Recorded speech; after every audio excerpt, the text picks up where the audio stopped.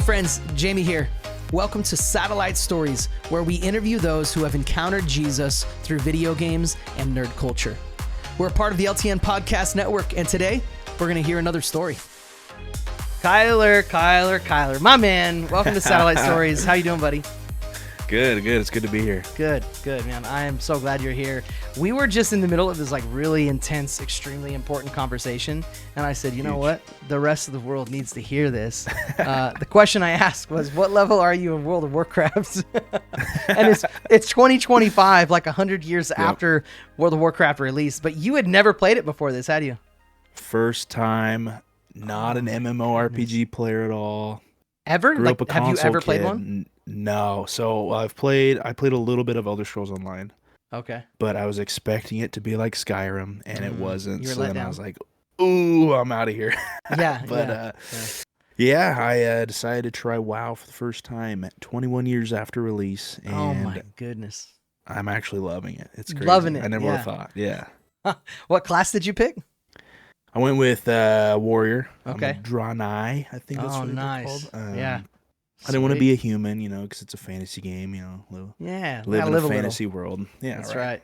That's sweet, man. Yeah, I just started playing as well, and I played back in the day. I put some years into WoW. Probably literally clocked a couple years in WoW. No, not literally, but I spent a lot of time playing that game. And now it's just not conducive for my lifestyle. Like, this room is my office. This is where I work. This is where, like, if the whole family crashes, like falls asleep early, I'm in here gaming, getting some me time. It's your sanctum. But yeah, it is. Yeah. But the problem is, if I get a game that just like sucks me in, like, I won't leave this room. Yeah. So I've been playing a lot of games on my ROG Ally. It's my Asus ROG Ally. It's like a Steam Deck. If you don't know what that is, just a handheld computer that you can play PC games on. And wow, World of Warcraft runs on that bad boy. So at night, watching movies with my wife, we'll have like a movie on or a show on, or she'll be getting ready to fall asleep. I'll just be playing WoW on my handheld. Just like WoW. The fact that you can do that is pretty wild. So we've both been playing that game. And it's been fun, so it's just a little thing to talk about. But so for those that don't know, video games is different than sports in this way. Like, I would say that, like, sports, it's like, oh, what sport do you play? It's usually like you play one sport. Video games, you have people that play one video game, but usually you have people that stick close to a genre. Sometimes they don't. Sometimes, like, I play everything. But we stick more to like a genre of games. So Kyler, if you're not playing World of Warcraft, which right now there's just not a case where you're not playing World of Warcraft, but if you're gaming and you're not playing WoW, what is your go-to genre? I've been hard on the Marvel Rivals lately. Okay. What genre is that? That's a hero shooter. It's not FPS because it's in third person. FPS would mean first person. First person shooter. Cool. So yeah, it's we gotta make sure we keep up with the normies here. Yeah, exactly. Yeah. So I'll give you a hero shooter breakdown. So hero shooters it's 5 to 6 people on a team, and there's 3 different roles. So there's like your tanks, which are your big guys who have a lot of health, like and a are meant to like take the damage, and then you have your DPS players, damage per second, which are focused on just killing pretty much, and then you have your support players, which are healing and getting you out of bad situations, that kind of thing. So Marvel Rivals is one of those, and it's those are probably the more rage-inducing games that I play. Just the volatility of hero shooters is crazy because you're relying on so many different factors. You haven't got into rating yet in WoW, have you? No, I haven't. I've heard stories, but buckle up. Rivals, and I'm a Call of Duty kid at heart. Okay, cool. There's not a lot of yearning for me to play that at this time. Yeah. No, I feel that. I'm a Halo guy. I know you enjoy it as well, but it's just dead. It's sad. And that's another thing tough. Where video games are different. Sports is like, basketball has been around for how long? And basketball is probably not going. Games come in and out of season, and it's and they don't really. Sports don't really change like the games do. Yeah. I actually I made a video recently and was talking about how the 3-point line what year was it? I wish I could look it up right now. 78 or something like that. That sounds right. When the 3-point line was first established in the US. And Larry Bird was the one that really like first he was on top of that, right? And in the NBA, when they threw down the 3-point, like it changed the game. Can you imagine being a basketball player like when the 3-point line came out? Like you're like 20 years into playing, your 21st year, 22nd year, like there's a 3-point line suddenly. I'd be like, dude, get me out of here, dude. And a lot of them still didn't. They were like, we're not even using that. We're going inside. And then it progresses more and more. And then Steph Curry is born. And now it's all it is. Yep. Now it's literally we're not shooting like, twos. Dude, yeah. It's kind of unbearable to watch. Sorry, Steph. Yeah. No, it's definitely a different game now, but that's like there have been some changes, but video games, they change every day. New patch notes, new updates, new characters. Man. Oh man, all the time. So in that way, video games are a little different. So on this podcast, yes, we talk about video games. If we're not careful, we could talk the whole time and we're like, is this a WoW podcast? What is this? WoW would be World of Warcraft, the game that he's been playing, that I've been playing. But part of why I like to talk about the difference between video games and sports is sports ministry has been happening for a long time, like since the 60s. I mean, even before that, I'm sure, as long as people could kick a ball, they've been finding a way to share the love of Jesus while kicking that ball. But in some sort of official capacity, it started, around the late 60s. There was some sports chaplaincies happening. And over the years, sports ministry evolved in this really beautiful thing. You have a lot of ministries doing it now. You have the global sports movement, which we're a big part of. And eventually they said, let's do the same thing with video games. And people were like, you're crazy. And I'm like, yes, I am. But what does that have to do with this? And then even crazier people like Kyler said, hey, I'll do a video game ministry school for 21 days. And that was called Multiply School. And Kyler, you got to be one of the very first students of Multiply School. Now, as you know, there are no secrets, but there are surprises. And what good is a surprise if it's not a secret? Exactly. So what can you tell us about like what you learned at Multiply School? What is Multiply School? Like if you were to explain it to somebody, what is it? Oh man. Well, let's see. This is a test. This is a test. Let's see if I got it. So for our class, it was 12 people, and some might compare it to a boot camp. Some might compare it to a summer camp. And I would say it falls right in the middle. More like a reality show.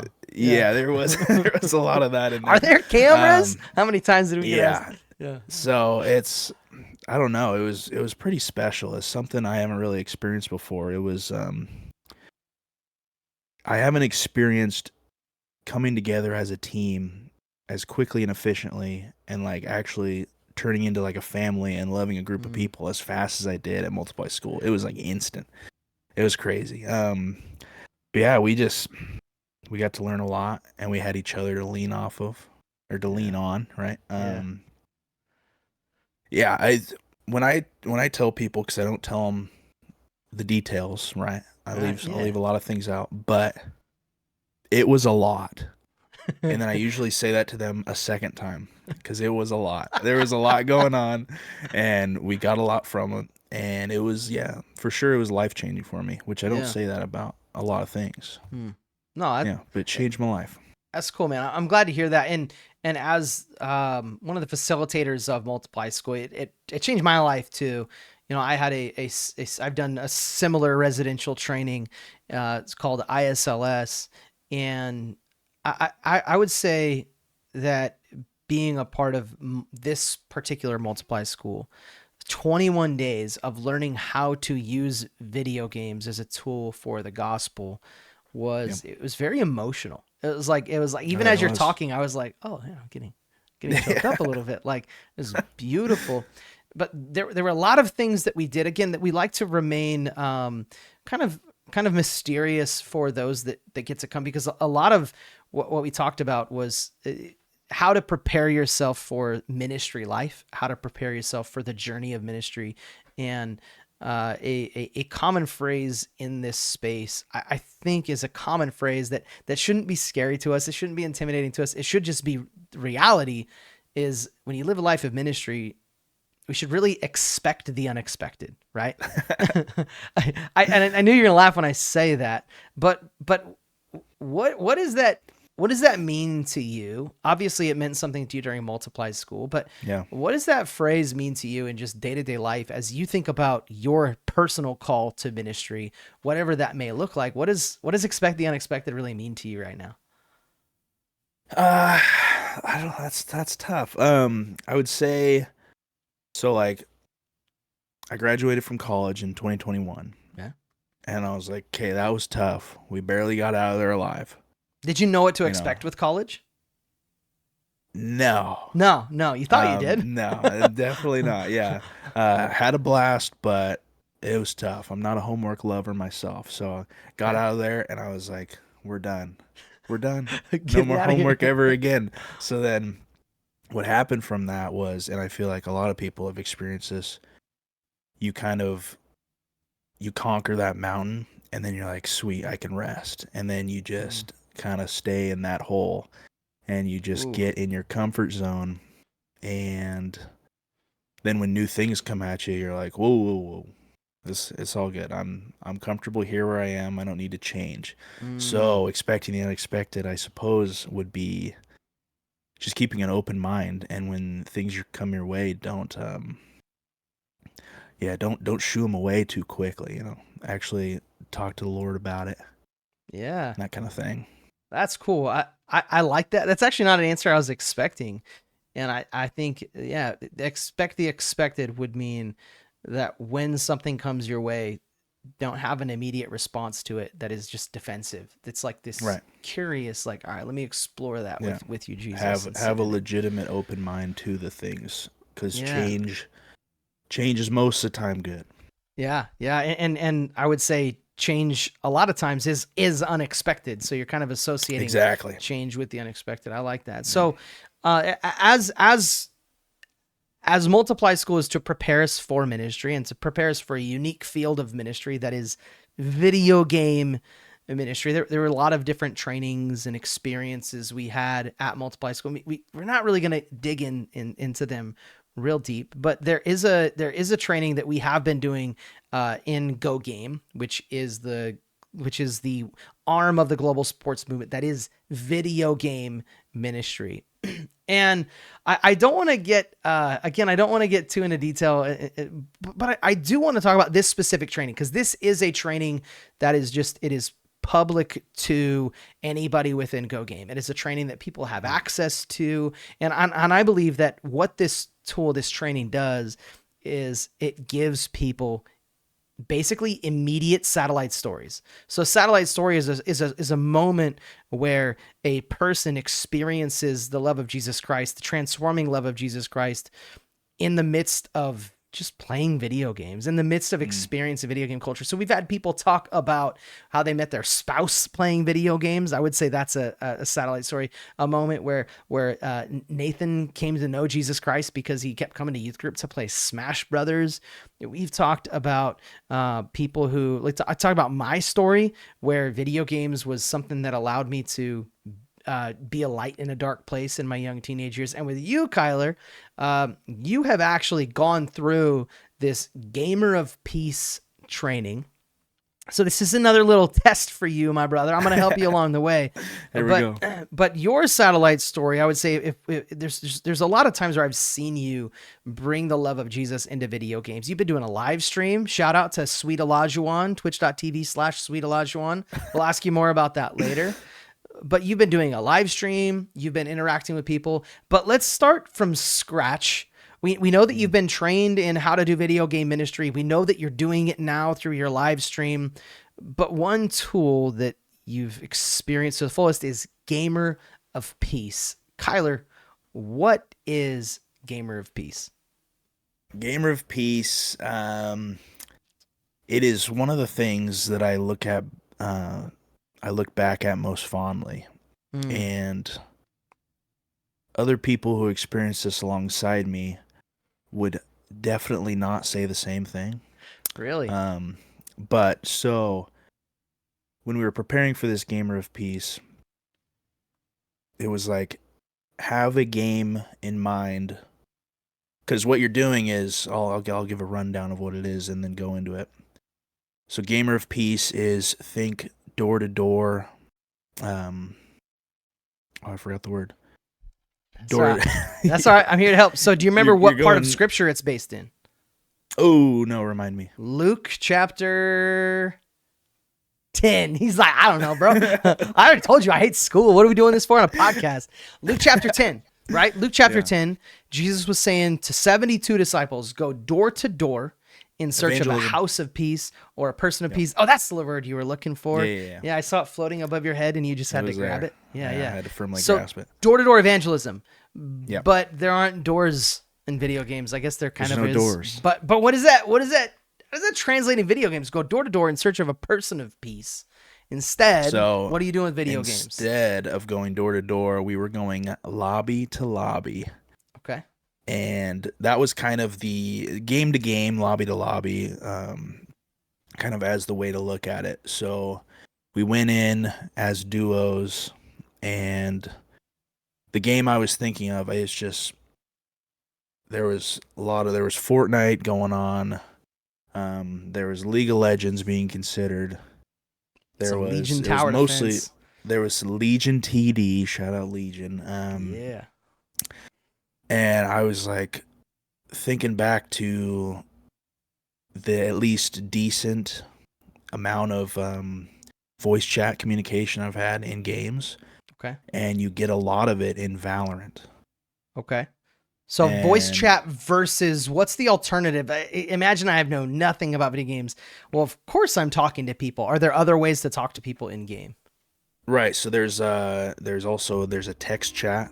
Okay. And some games like Legion TD and League of Legends only have text chat. Am I right in saying that? Legion is only text chat. It's only text chat. So if you want to do a voice chat, you have to jump on another platform like Discord, like what we're using here.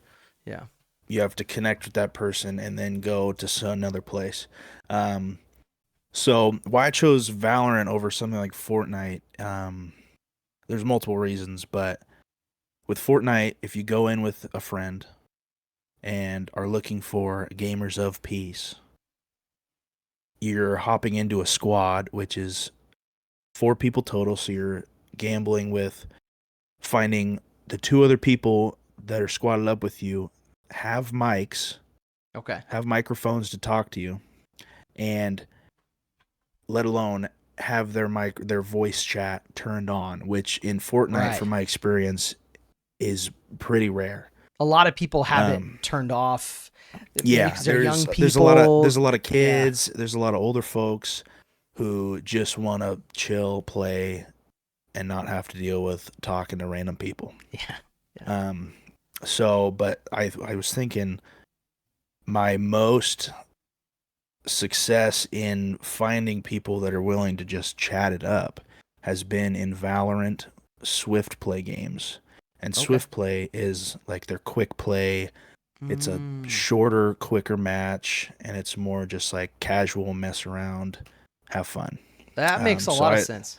Yeah, so I spend the majority of my time in there anyways, because Valorant games you go like 26 rounds, 25 rounds, and they're just long.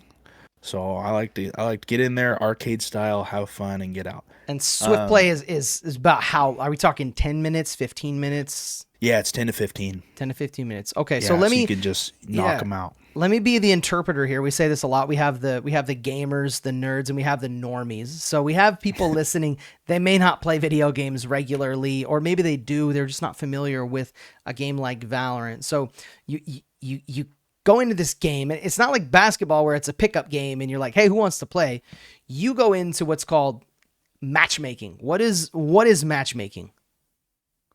So it takes you and whoever you're playing with, and it throws you into a server with people that are within the same server. So you have like your Valorant has within the same like geography. Valorant has an Oregon-based server. So everyone that is playing on that server, it gets thrown into this mashup, and you get games created out of it. So it's 5 versus 5. Mm. Um, So 8 other people other than and you and your duo. correct. Okay. Cool. Yeah, Okay. and you can talk to your teammates the whole entire game, and then you can talk to the other team through text chat on the bottom left corner. And I imagine that's just full of positivity and encouragement and no trash talk A whatsoever. whole lot of positivity out there. Much sarcasm, of course. So, Yeah. okay, so you get into a game, you go to match up, and this is where I want to get into the satellite stories part of this. Kyler, in your experience in engaging in Gamer of Peace, have you seen how plainly and clearly Jesus can be more than just I guess a figment in the back of our mind while we're gaming? Have you seen how, like, no, while we play games, Jesus can be a very purposeful part of that? And share with us kind of your satellite story, maybe even a specific instance if you can recall it. Where have you seen Absolutely. Jesus be a part of this gaming experience with Gamers Peace? For sure. Yeah, so I was calling it hunting is what's funny. Okay. Hunting for Gamers of Peace, because there's not they're not all of them are not gamers of peace. So you are hunting for people that are And nice. Jesus said the same thing in scripture, right? He's like, if they don't want to hear what you have to say, wipe the dust off your feet. Go next. Go next. If you go into a bad town, get out of that town. Right? Yeah.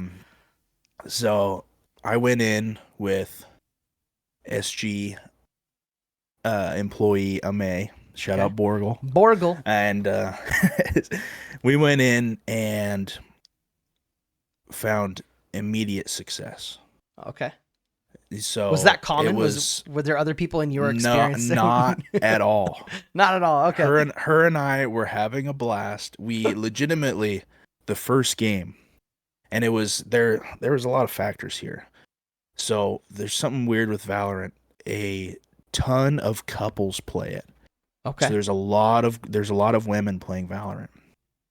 And so they're talkative too, which is you don't experience that a lot with women in video games. Okay.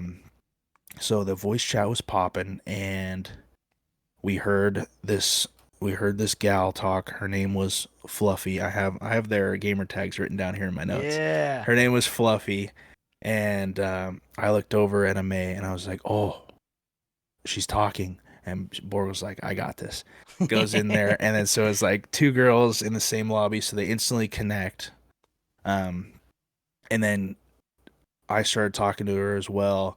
She's very nice. She turns out, so Ame is from Canada.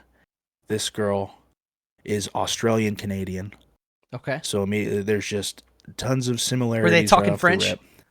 No, she's from okay. she was from Alberta, so okay. No French in there. But so then there was another. I think there was only one person on the team that wasn't talking, but there was another guy talking. His name was Thinking Ahead 123, and it turned out they were partied up, and Borgle and I were partied up, and then we were having really nice chats with them. And first game on, within our 10 to 15 minute first game, we made a connection with them, and we're like, you guys want to keep playing with us? And they were like, yeah, let's go. So first game on, we found success. Super rare. That's like going to your first random door in a neighborhood and being like, hey, you want to come in for a cup of coffee? Yeah, and they're just immediately like, come on in. So yeah, we found success, ended up talking, became decent friends with these people. We're having a great time, and then started asking them slowly but surely, because it's it's door to door, right? And there is factors that make it less scary than actually doing it in person, because you are just sitting behind a computer screen. But you're like, oh, I don't want to tick this person off. I don't want to ruin we're having fun. I don't want to. So anyways, we dropped it on them. We're like, how do you guys feel about the Lord, right? And that kind of thing. They were. And that may not have been your exact verbiage, that right? Is but definitely not what I said. But but they how were do you feel super, about the Lord? Yeah. They were so nice about it, and they were both they both were Christians growing up as kids, and then just kind of slowly but surely walked away, separated Mm. from it, kind of fizzled out. And but yeah, they were like, "Oh no, you guys are like really nice. Like thanks for not being another toxic gamer that we see all the time." So yeah, we ended up playing with them for probably an hour. Their other friend joined, so we got to talk to him Okay, so too. I'm gonna pause They right were, there. At this point, when their other friend joined, had you already been talking about Jesus? I think we had maybe done a little bit, and then it was probably like right in the midst of that. Okay. So a new person came in, and May and I were like, "Ooh, how's this gonna go?" And then he was the same exact way. Yo, that's a person And of they were, peace right there, man. oh, they were all Yeah. three. We were like, "People of peace, let's go!" We were hyped up. It was awesome.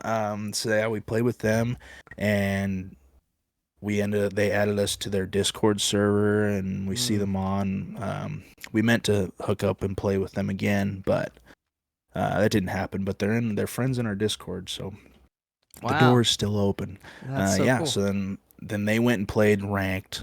So they went and played the try hard sweaty mode, and so Borgo and I were like, "Cool, When we're gamers gonna say we're gonna sweaty, keep it what we moving." mean is you're trying so hard that you're sweating. That's That what you're we mean. perspirating, yeah, You are exactly, yeah, perspirating. Yeah. Yeah. yeah. So we carried on from there. With that gave us a great confidence boost. Who Yeah. would have thought that your first door was just really awesome? Yeah. Yeah, and then we just kept playing. There would be it almost like because the weight of it was so awesome. It almost seemed like we were getting like over 50% of the time we were finding gamers of peace. Yeah. So where we were just having And the did time that of our feel like a good lives. percentage of you for you?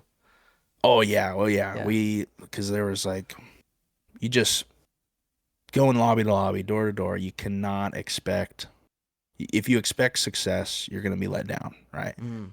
You can't just be like, this is gonna be great. Everyone's gonna love what I'm saying. Everyone's gonna be my friend in every lobby we go into. Like there was some insane people we ran into, and it was but that's just in every game you'll find that. Yeah. I'll ask a question about another piece of scripture. Yeah. He who has an ear, let him listen. Is there some overlap with that concept and gamer of peace? Now, when Jesus says that, he's explaining to the disciples why he talks in parables. He who has an Oh ear, yeah. let him listen. But how does something like that translate to like these wise words of Jesus? How does that translate to an experience like gamer of peace, you think? I think what comes to mind is like what I mentioned a little earlier. You're playing a game. So you're sitting behind your computer screen, playing a game that you enjoy, most likely, Yeah, if and not, what are you you're doing? yeah, right. So you're doing a fun activity, and in our first friends, Fluffy and Thinking Ahead and Athens Joust, um, Yeah. they were doing something fun they like to do together, and we were doing the same thing alongside them. Hmm. So we were getting to do this fun activity. So we had our primary focus, and then you're just talking. Yeah. So which I think helped a lot instead of like per se if we were to knock on their door, and that was all that it was about, and it was just full one-on-one conversation. So yeah, I think doing something that you enjoy while just shooting the breeze Mhm. helps out a lot in those kind of situations. Would you, I guess for me, where that ties into, and I'll make a jump here just as a guess, Yeah, where that ties into me saying, he who has an ear, let him listen, that if you're doing something with somebody that they enjoy doing, the likelihood of them listening is going to go up. As opposed absolutely. to just like, hey, you want to talk about Jesus? Like, which Yeah, still, as much as we might even, I just now mocked that, like, hey, you want to talk about Jesus? yeah, That is what he tasked the disciples with in Luke chapter 10. But I also like to point out that that was more common in their culture to go to people's homes, to knock on the doors. right. So what we are using is something in our culture as gamers. Mm-hmm. Going lobby to lobby is normal. Talking about, hey, what'd you do today is normal. It just so Yeah, happens that I love Jesus.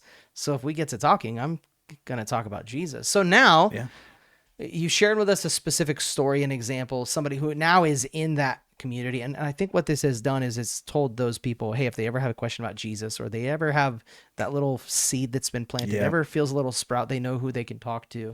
right. Um, I I now ask this. So that's their lives were impacted, whether they know it or not. How has this impacted, and has it? And you can be honest. You can say like, dude, like I still forget. But I have two questions here. But the first one is, has this changed the way that you game, the way you pick up a controller, the way you go into lobbies? Maybe not every time, but has it influenced the way that you go into lobbies nowadays? For sure. Yeah. And like especially in Valorant with the heavy likelihood of talking to someone that you've never met and don't know who they are, where they're from in voice chat. I'm always thinking, I'm like, is this a person of peace? So like someone will say something absolutely insane. I'll be like, that's not a person of peace. Not this one. But yeah, it's just being like, there's so many people that there's trolls out there who are. Can you give me a definition of trolls for the people? Yeah, they're those little hairy creatures with the big ears. No. A troll. With the tall hair. Hair. So, a troll is just somebody who, like, their goal is to sabotage the experience for they're little havoc wreakers. Yep, they're just going to, you're having fun? Let me ruin that. Yeah. Yeah, there's a ton of people that do that, especially they'll play normally, but they'll be just it'd be like in basketball or soccer if somebody was intentionally putting the ball in the other team's basket. It's like, come on. Yeah. But that literally happens in video games. It's annoying. Yeah. And there's a lot of it. So you like coming out of Gamer of Peace, usually before that I would have mostly just ignored it. I was never one to really engage with them. Maybe talk like game tactics, like, hey, let's go and push this point. Yeah, but I wouldn't like spur them on with their absolute havoc wreaking, like I said. Okay. But I see what you're saying. After Gamer of Peace, it's like something. A lot of these people not a lot of people are nice to them normally.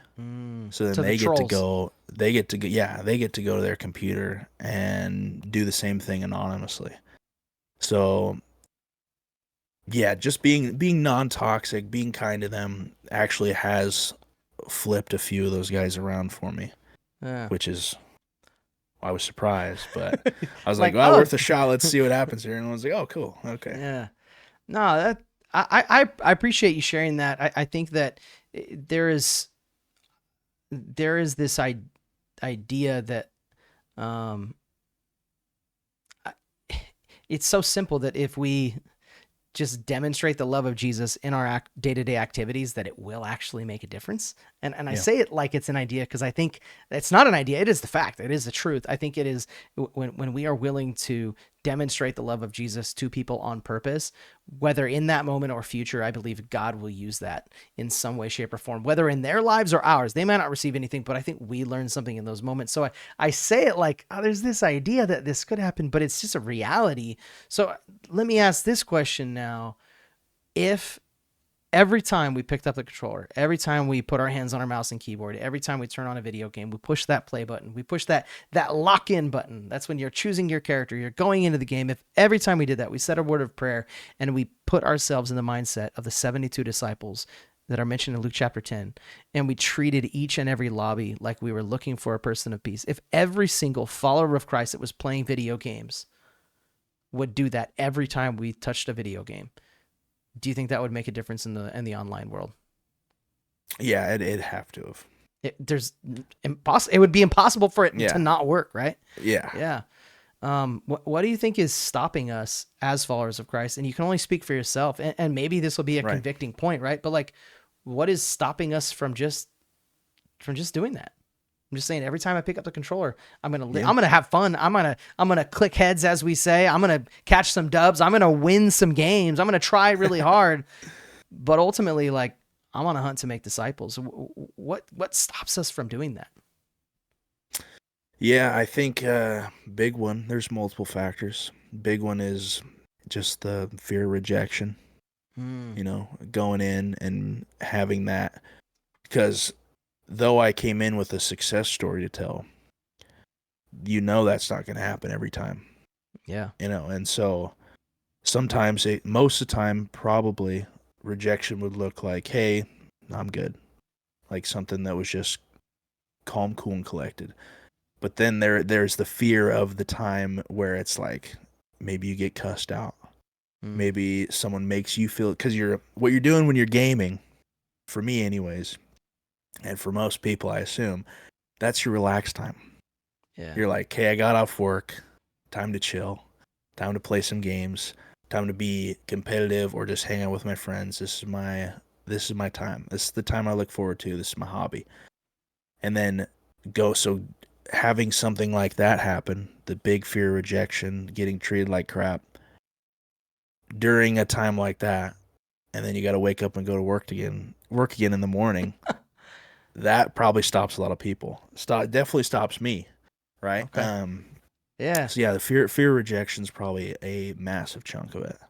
I appreciate that honesty there, that transparency, and I think that, um, I think of more scripture to carry our cross daily. What you just described sounds an awful like what it not even actually in comparison, not even close to, but it sounds similar to the idea of carrying your cross. Carrying a cross is a burden. And I think that anybody listening, whether you're a gamer or you're not a gamer, whatever it is you're doing, I would say sometimes going through the drive-through, if you're like me and you like to, enjoy a nice cheesy gordita crunch in the Taco Bell line every now and then, if you're going through a drive-through or you're at the cashier's checker, you're at the cashier's station at the grocery store, you're at the bank, or you're in a state like I live in where people pump your gas, when you're going into just day-to-day things, if you go in with a mindset of, I'm going to demonstrate and radiate the love of Jesus to people while I'm in this grocery store, it might cost you something. Yeah. And it should. And it might cost you, with video games, a night of leisure. It might say, I might encounter somebody who really needs to hear about Jesus tonight. And that might mean I'm not playing video games for the next 3 hours. I'm talking to somebody about the love of Jesus. And it might mean that you get rejected and shot down all night. And now all you did for 3 hours was just make people mad because they don't want to hear about Jesus. Yeah, you made them mad, and now you feel bad. And So I guess to me, what a beautiful way to live out what it really means to say there is a cost to following Jesus. And sometimes if our leisure, if our hobbies, if our interactions with people are not costing us anything, I would ask us and encourage us to pray about why. Why is this not costing me anything?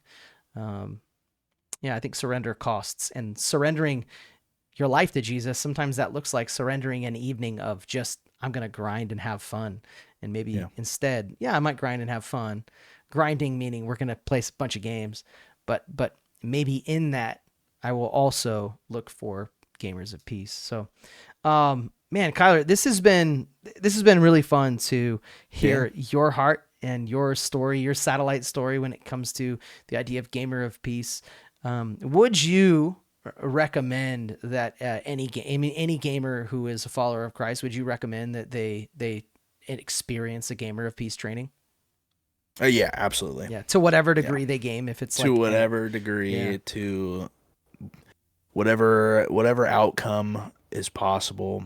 Yeah, it's definitely worth it. Yeah, it's really cool. It's a lot of fun. It's challenging. Yeah. It's discouraging when it's not for me.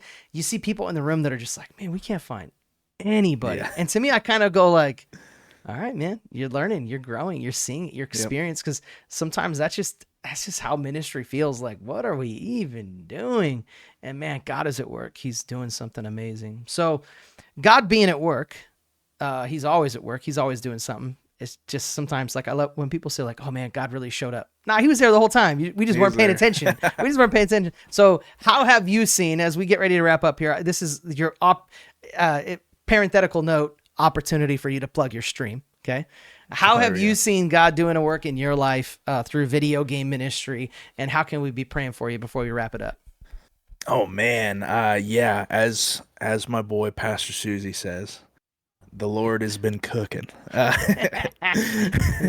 So I've always had the dream of streaming, and I've always just talked myself out of doing it. And then after multiplay school and meeting Susie was a big influence on that. But I've started streaming, having an absolute blast, getting to talk to people who I've never met in person, in a little chat on my second monitor, and just get in a game with people and have a good time with a bright light right in my eyes. But, you know. Dude, yeah.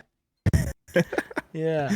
But yeah, just I've gotten to meet a lot of new people too, like the people at Unity Gaming who Pastor Susie got me in with them.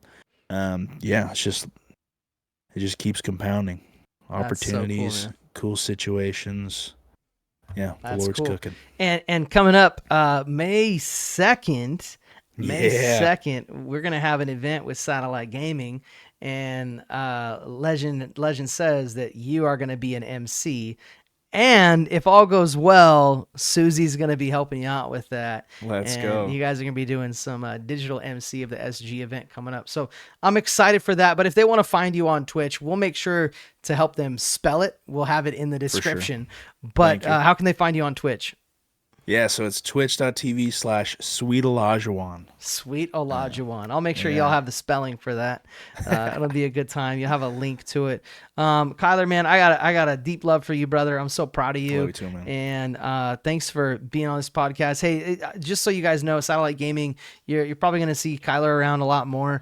We're just prayerful about what that means, but we have some cool stuff coming up. So just keep your ears open to see what good old Kyler or SweetOlajuwon is doing on the SG side of things, and make sure to go check out his Twitch. Dude, let's go. And this is a great time. We're not going to cut it. We're not going to edit. My daughter just jumped in, and Macy's going to wave to everyone and say goodbye. We'll see you in the next Satellite Story. That timing was awesome. She scared me. That would be Macy. Thanks for joining us as we grow the library of Satellite Stories. We'll see you next time, and don't forget, Jesus loves you, nerds.